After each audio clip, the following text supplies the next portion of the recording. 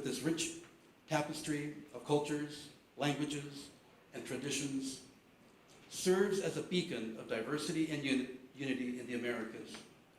Much like the Perry Center's mission, Suriname exemplifies the harmony that can be achieved when diverse entities and groups work together towards common goals.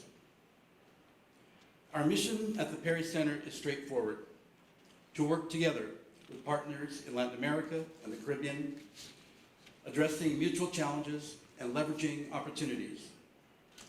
Through education, outreach, and research, we aim to promote human rights, the rule of law, democracy, and a deeper understanding of U.S. policy in the region.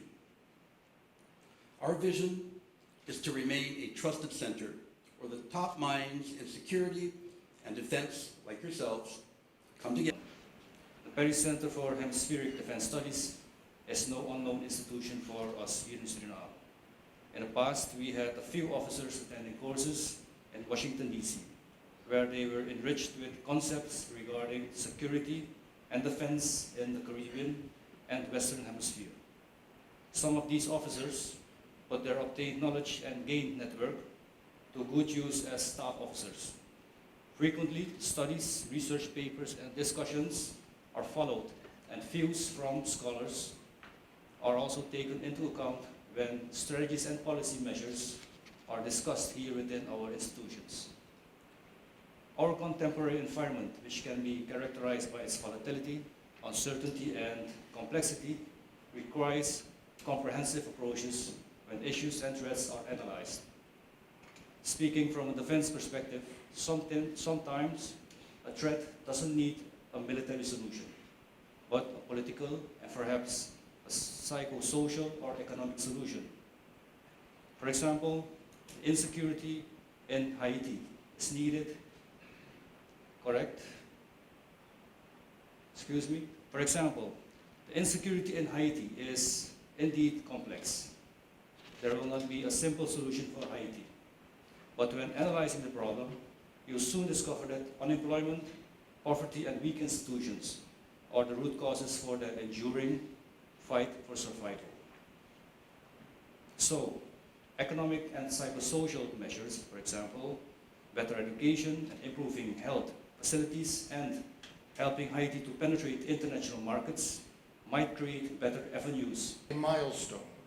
It is a milestone in the growing security cooperation between our two nations. Often, when we think about security cooperation, we think about the exercises we do off the coast or doing humanitarian work, building schools and other things in town. But what is really important also in terms of security cooperation is the administrative side of our defense activities. It's how we work together. Now, while this could be less glamorous to the general public, it is equally important to the success of what we try to do. It is equally important to our security and our security cooperation. Smooth operations in the field depend on smooth communications and smooth planning process. And without that foundation, few missions. Defense cooperation between our great nations can easily be classified as being very successful. We can even affirm that this partnership is an example for cooperation between countries in the field of defense. In the year 2023 alone, there have been more than 14 activities with respect to education, such as courses and subject matter experience exchanges.